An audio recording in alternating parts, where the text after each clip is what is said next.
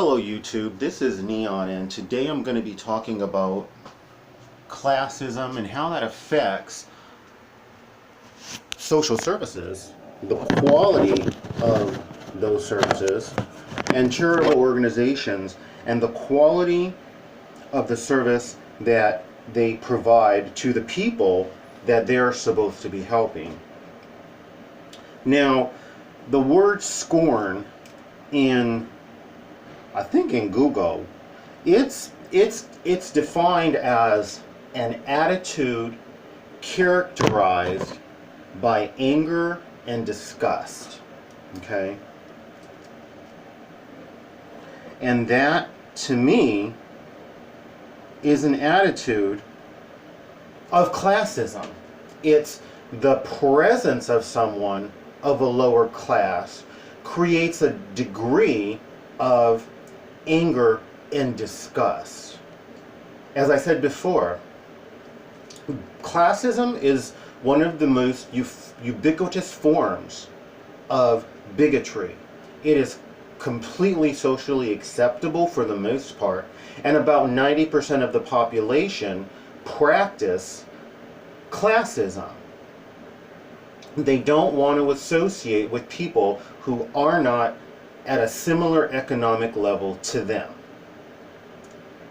Similar bigotry is against people with mental health. People routinely discriminate against people with mental illness, particularly if they are poor and unable to really protect themselves, and perhaps do not have a support system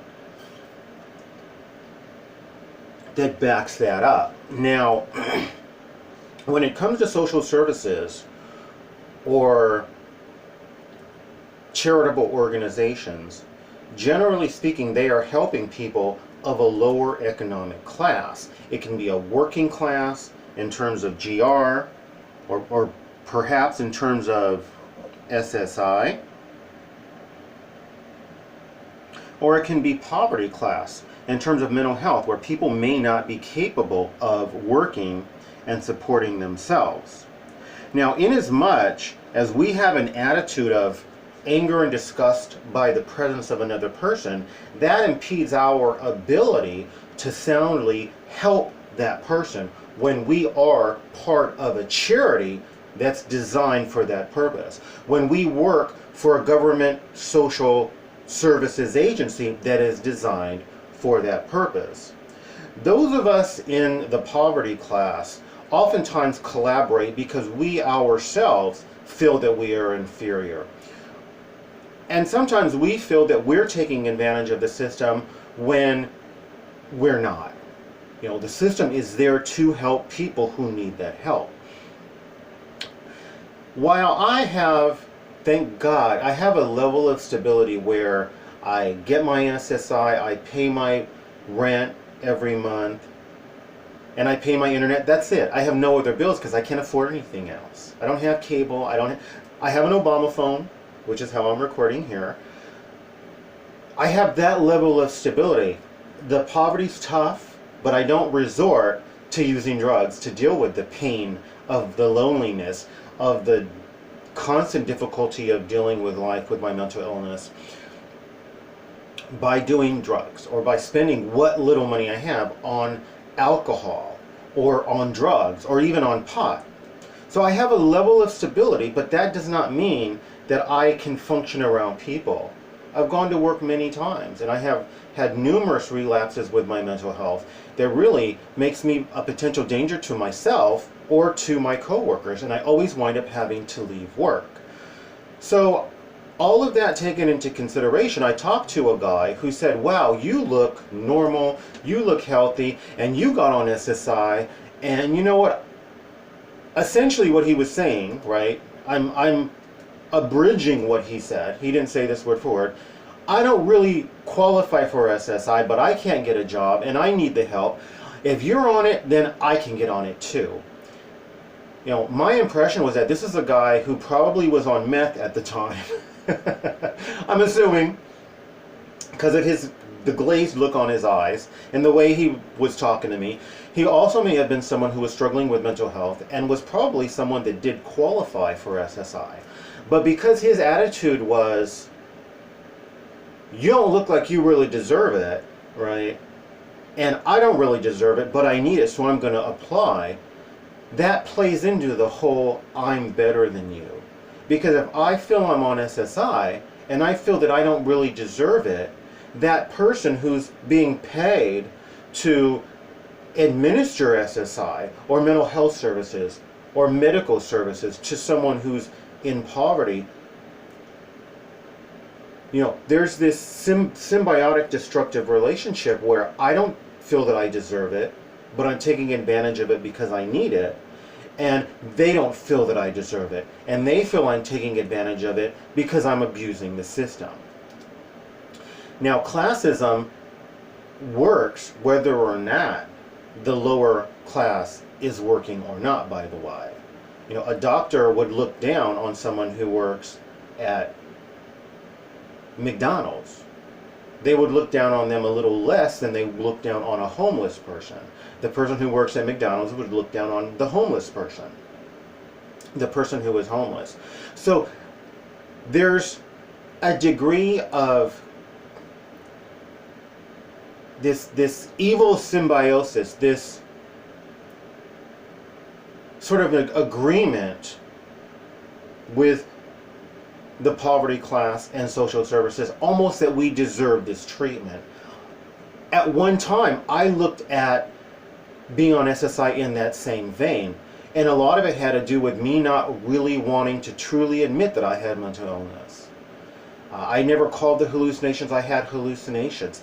Even until after I was already approved for SSI, I wasn't even really willing to admit to some of my mental health issues. I never understood I was having panic attacks. Fortunately, my psychologist could see that I really needed SSI, that I couldn't take care of myself. And after I got it and the years passed, I began to really admit that I am on SSI because I deserve it. That's what it's there for. And I truly struggle with mental illness, and I'm not able to function in a job situation, even though I am consistently judged the opposite by other people. When you think you're better than someone else, whether that person agrees that you are better than them, your ability to help them diminishes. The reason your ability to help them diminishes is because the person who thinks they're better, okay, the person who is working for this charity or working for social services, oftentimes is middle class. They are helping people typically who are poverty class. Because classism is characterized by scorn, which is an attitude of anger and disgust, the people who work in social services think that they are superior to the people they're helping. The people who work in various charities think that they are superior to the people that they are helping. They are unwilling to collaborate with the people that they are helping. Because of that unwillingness to collaborate, their help is ineffectual, or at very least, the degree to which it is effective and truly helpful is diminished. Because if we don't take into account the people who we are trying to help, we don't take their advice, we don't collaborate with them, we're not going to be able to help them well. We can never understand their problems, their issues, and their condition as much as they do. We have to ask them, what do you want done? How do you want me to help you? And we collaborate. Nobody dominates or orders the other person around. It is an agreement, it's a collaboration, and it is a working together, which means that the agency or the charity that is helping people becomes more effective. However, what I have seen is across the board is that charities and social services are not willing to collaborate. They don't want to hear what we have to say. They want to treat us like we're non-human beings, and they'll do what they best see fit. Again, whether it's mental health, whether it's GR, whether it's SSI, whether it's medical services. I want to talk about a gay homeless shelter for youth who are kicked out of their home. There are many people who have had it tough. Gay youth who were kicked out of their home are one of those who've had it the toughest. In this particular homeless shelter, the people who ran the shelter could hear a lot of the gay youth, homeless youth that were living there, complain about the way things were run. And they could hear, because they did not know that the main office in this building was sort of connected through the piping to a lot of the rooms, the bedrooms, or maybe it was the communal rooms, I don't know, but they could hear. And what this gay homeless shelter did was made changes based on these complaints that effectively they were spying on these young homeless gay youth. Because they were in effect collaborating with them, this homeless shelter became one of the most effective of helping gay youth who were kicked out on the street, which is incredibly inhumane and unjustified. They were able to really effectively help them. But that was because they were in effect, they were collaborating. The youth may not have known that they understood their complaints and that they heard their complaints, and that was why they were making changes, because they really wanted to help. I think that a direct collaboration of you tell me what to do and I'll tell you what I think and we'll collaborate and work together, that to me is ideal. But either way, the leadership still in effect collaborated. Now, how can I, if I want to help girls who are, or young women who are rescued from the sex trade industry, these are women who are bought, sold, traded, kidnapped, and many other ways pushed, coerced, or forced into the sex trade industry, how am I going to help them get out and get free and get liberated and get independence? Excuse me, what am I'm scratching somewhere. That's what I was doing. Anyway, how am I going to help these ladies if I don't ask them, you tell me how to help you? One of the biggest issues for young women who are rescued from the sex trade industry is that they need housing, they need psychological therapy, talk therapy. They need to be taken care of for some years till they can get back on their feet. They need help with education, and the money's not there. It's so terrible that some of these young women who have no support will wind up going back to the pimp who beat them and brutalized them. We need to collaborate with the people that we say we want to help. In one country where they sent food to where there was a lot of starvation, they sent the wrong food. They sent food that people looked at and never saw before, didn't know how to prepare it, didn't even know, is that even food?